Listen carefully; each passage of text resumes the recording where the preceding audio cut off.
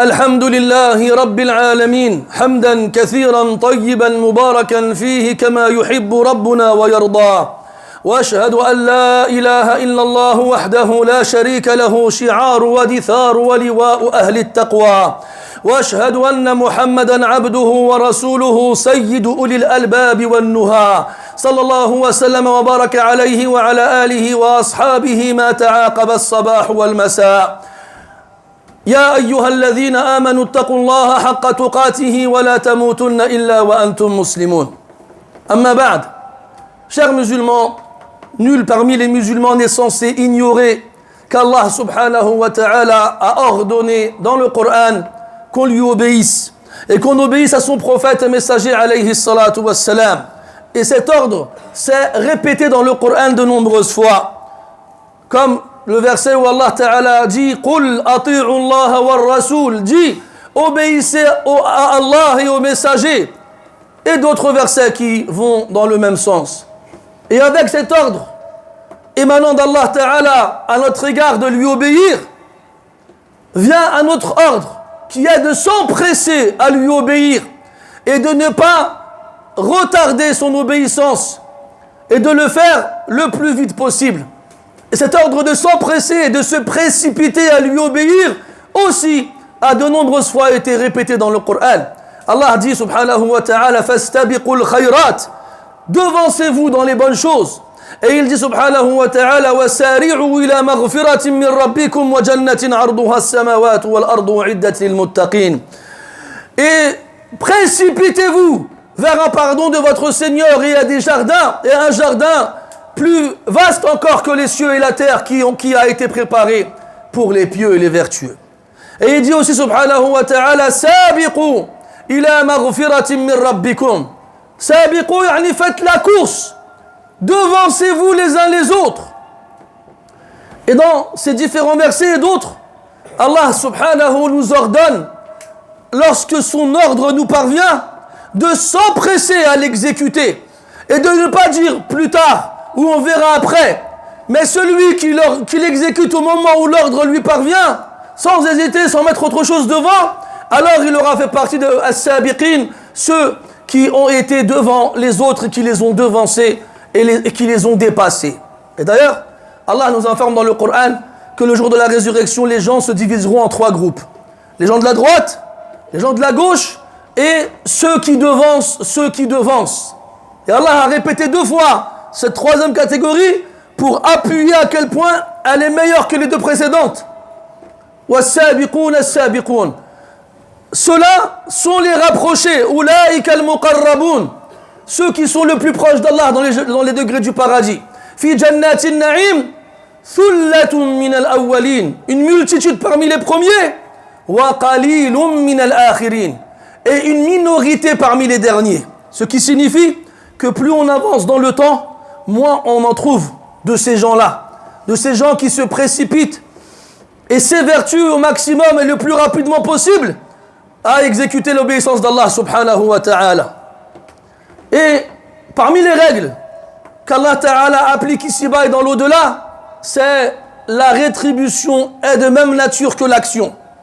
Comme tu as fait partie de ceux qui se sont précipités dans l'obéissance d'Allah, alors Allah tabaraka wa ta'ala comme tu fais partie de ceux qui ont devancé les autres ici-bas dans son obéissance, alors Allah Ta'ala te fera goûter à l'honneur qu'il a réservé à ses serviteurs pieux avant les autres dans l'au-delà. Et parmi l'honneur qu'Allah Ta'ala a réservé à ces gens-là, le fait qu'il les fasse rentrer au paradis avant les autres, qu'ils soient les premiers à rentrer au paradis. Et les textes à ce sujet sont très nombreux, mes frères. Et le premier, dans toute l'humanité, dans tous les fils d'Adam, du début de la création jusqu'à la fin qui rentrera au paradis, c'est le prophète Mohammed sallallahu alayhi wa sallam. Il nous a dit alayhi salatu wa sallam qu'il est le premier qui viendra frapper à la porte du paradis. Et quand justement il frappera à la porte du paradis, le gardien du paradis dira qui est-ce? Alors le prophète répondra c'est Mohammed. Et là, le gardien du paradis dira on m'a ordonné de n'ouvrir à personne avant toi. Et là, la porte du paradis s'ouvrira. Et donc le premier à rentrer au paradis dans toute la création sera le prophète alayhi salatu wassalam. Puis, après lui, tous les prophètes et les messagers entreront au paradis. Maintenant, après les prophètes et les messagers, qui rentrera au paradis en premier? Le premier homme dans toute l'humanité qui aura le privilège de rentrer au paradis après les prophètes et les messagers sera Abu Bakr as-Siddiq radiyallahu anhu, comme le prophète sallallahu alayhi wa sallam lui a dit directement dans le hadith authentique rapporté par Abu Daoud. Après Abu Bakr, qui rentrera au paradis? Le prophète sallallahu alayhi wa sallam nous a dit que notre communauté, celle du prophète Mohammed sallallahu alayhi wa sallam, est la dernière dans le temps et la première à rentrer au paradis. Ce sont les musulmans qui rentreront au paradis les premiers avant toutes les autres communautés qui nous ont précédés. Et dans cette communauté-là, le premier à rentrer après le prophète, c'est Abu Bakr radiyallahu anhu. Puis on a différents hadiths dans lesquels on peut comprendre, sans établir d'ordre, qu'il y a d'autres personnes qui auront ce privilège de rentrer au paradis aussi en premier. Parmi eux, le hadith dans lequel le prophète sallallahu alayhi wa sallam s'adresse à Bilal. Bilal ibn Rabah, que vous connaissez tous. Il lui dit: oh Bilal, quelle action as-tu accomplie dans laquelle tu as le plus d'espoir? Car lorsque je suis rentré au paradis hier, je t'ai vu me devancer dans l'entrée au paradis et j'ai reconnu le bruit de tes sandales qui marchaient devant moi. Et là Bilal radiyallahu anhu lui dit: ya Rasulallah, je ne sais pas. En tout cas, il n'y a pas une fois où je fais l'appel à la prière sans que juste ensuite je ne fasse 2 unités de prière. Et à chaque fois que je perds les ablutions, je vais les refaire sur le champ et juste après je fais 2 unités de prière. Tout le temps. Et là le prophète sallallahu alayhi wa sallam lui dit: c'est pour ça. C'est pour ces 2 raisons-là que j'ai entendu le bruit de tes sandales me devancer au paradis. Et pour la précision, Bilal ne rentrera pas au paradis avant le prophète alayhi salatu wassalam, comme on l'a dit juste avant. Mais comme Bilal radiyallahu anhu était au service du prophète alayhi salatu wassalam, eh bien l'habitude c'est que le serviteur précède son maître lorsqu'il se rend quelque part. Puis on a notre hadith où le prophète nous dit alayhi salatu wassalam que lorsqu'il rentrera au paradis, il y a une femme qui essaiera de le dépasser. Il nous dira: hey, qu'est-ce que tu fais? Qui es-tu? Elle lui dira: je suis une femme qui a refusé de se remarier pour s'occuper de ses orphelins. C'est une femme qui était mariée, qui a eu des enfants avec son mari et dont le mari est mort. Et elle avait des enfants en bas âge, des orphelins. Et les gens sont venus le demander en mariage, mais elle a refusé de se remarier de peur qu'en se remariant, elle ne s'occupe pas bien de ses enfants. Alors elle a préféré supporter le célibat et la difficulté de vivre seule en tant que femme pour s'occuper de ses enfants qui étaient des orphelins. Et pour cette raison-là, elle a failli devancer le prophète alayhi salatu wassalam en entrant au paradis. Puis le prophète nous dit alayhi salatu wassalam dans un autre hadith que les 3 premiers qui rentreront au paradis sont le martyr, puis toute personne chaste qui fait ses efforts pour conserver sa chasteté, et toute personne qui a excellé dans l'adoration de son Seigneur et qui a été franc envers les gens qui ont des droits sur lui. Et le prophète nous a dit aussi, alayhi salatu wassalam, que les premiers à rentrer dans sa communauté au paradis, ce sont les pauvres parmi les muhajirines, ceux qui ont fait l'émigration, ceux qui ont quitté leur terre pour se rendre ailleurs. Ils ont quitté leur terre parce qu'ils ne pouvaient pas y adorer Allah tabaraka wa ta'ala comme il se le doit. Et malgré leur pauvreté, ils sont quand même partis et ont tout délaissé derrière eux pour obéir à Allah subhanahu wa ta'ala. Et dans un autre hadith, il nous dit alayhi salatu wassalam que les pauvres, de façon générale de cette communauté, rentreront au paradis avant les riches de 500 ans. Ils les devanceront dans l'entrée au paradis 500 ans, de 500 ans. Et les réponses et les raisons pour lesquelles les pauvres devancent les riches au paradis sont nombreuses. Ne serait-ce que le fait que généralement la richesse est un signe qui est une chose qui a tendance à pervertir le cœur et à rendre la personne avare. Allah dit dans le Coran: Kalla innal insana la yatagha an ra'ahu istaghna. L'être humain se sent à l'abri du besoin l'être humain se rebelle lorsqu'il se sent à l'abri du besoin. Ensuite, le riche a des obligations que le pauvre n'a pas. Il doit s'acquitter de la zakat, il doit faire le pèlerinage et ainsi de suite. Alors que le pauvre, par manque de moyens, n'est pas concerné par ces obligations-là. C'est donc pour cela que leur jugement sera plus rapide et qu'ils rentreront au paradis avant les autres. Et aussi pour dernière raison, c'est que le pauvre est éprouvé par la difficulté. Alors il patiente parce qu'il n'a pas d'autre choix. Et le riche, lui, est éprouvé par l'aisance et la facilité. Et son rôle à lui est de faire preuve de reconnaissance et de gratitude. Mais rares sont les riches qui sont reconnaissants. Puis pour finir, le prophète alayhi salatu wassalam nous décrit physiquement comment seront les premiers à rentrer au paradis. Il nous dit alayhi salatu wassalam que le premier groupe qui rentrera au paradis seront à l'image de la lune lorsqu'elle est pleine, dans la lueur et la lumière qui émaneront d'eux. Puis le groupe qui les suivra auront la lumière de l'astre le plus luisant dans le ciel. Et dans un autre hadith, il nous dit sallallahu alayhi wa sallam que ces gens-là sont au nombre de 70 000 ou de 700 000. On a un doute dans la narration de la part d'un des narrateurs. Et qu'ils rentreront tous bras dessus, coude à coude. Et ils rentreront tous en même temps au paradis. De la même façon, le premier d'entre eux ne rentrera pas après le dernier. Et dans un hadith, le prophète nous dit sallallahu alayhi wa sallam qu'il y a entre les portes, entre les parties de la porte, d'une des portes du paradis, une distance équivalente à celle qui est entre Mecca et Hajr, qui avoisine les 1000 kilomètres.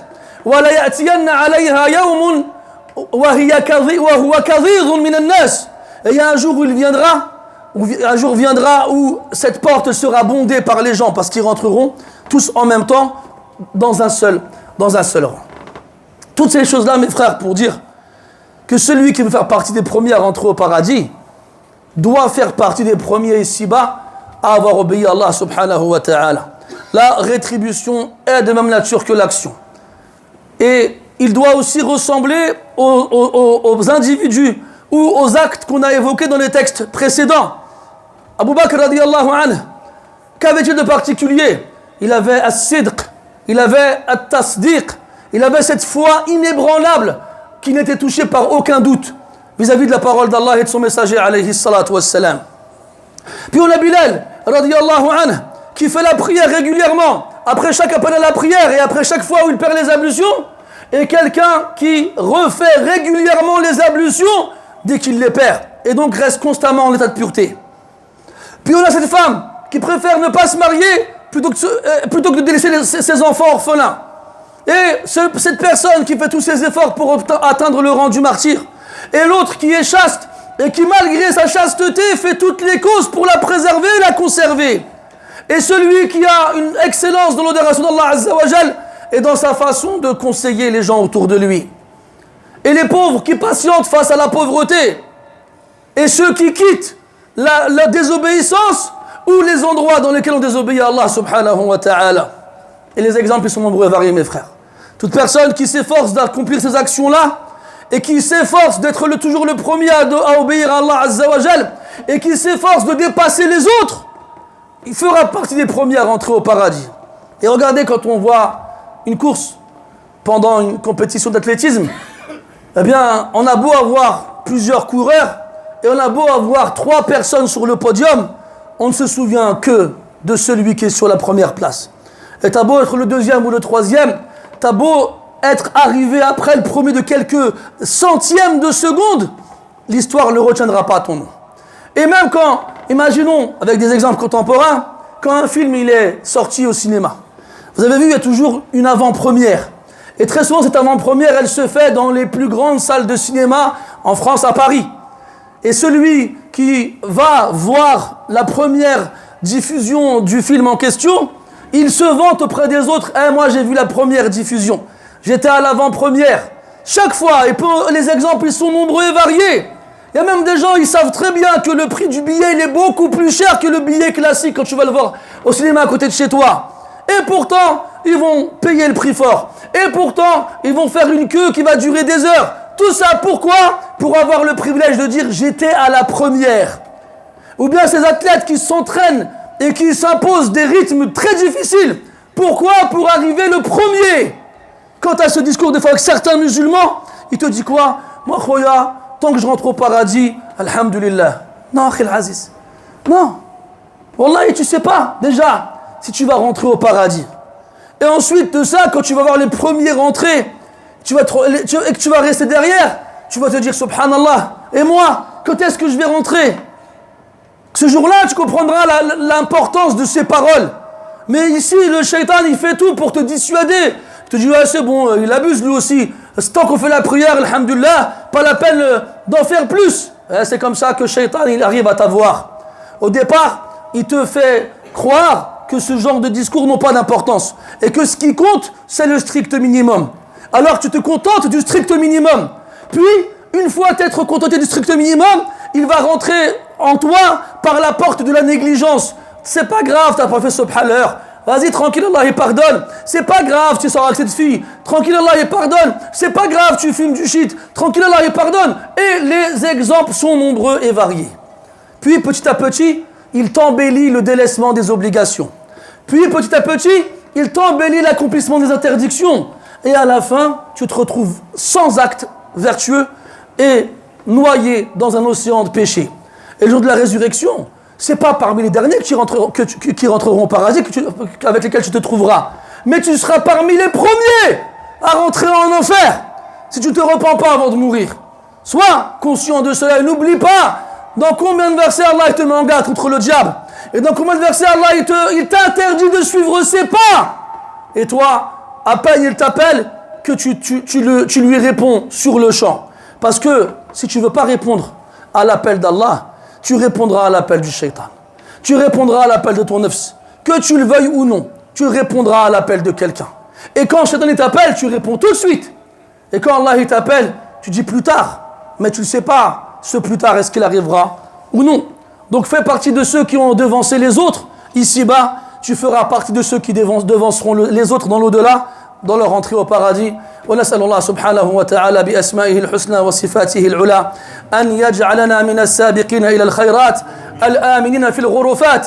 اللهم إنا نسألك فعل الخيرات وترك المنكرات وحب المساكين وأن تغفر لنا وترحمنا. اللهم إنا نسألك موجبات رحمتك وعزائم مغفرتك والعزيمة على الرشد والغنيمة من كل بر والسلامة من كل إثم والفوز بالجنة والنجاة من النار. اللهم اجعلنا ممن أطاعك وأطاع رسولك يا رب العالمين. اللهم اجعلنا من أول من أطاعك وأطاع رسولك يا رب العالمين.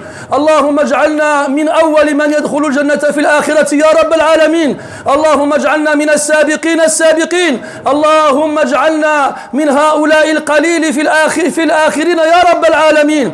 اللهم أحد إخواننا المرضى يجرى عليه أو تجرى عليه عملية جراحية قريبة، اللهم اكتب له النجاح. اللهم أنزل عليه شفاءك العاجل يا رب العالمين، واشف معه جميع مرضى المسلمين. وعمنا صالح انتقل إلى رحمتك فكن به رحيما يا أرحم الراحمين، وتقبله عندك من الشهداء الصالحين يا رب العالمين. اللهم إنا نشهد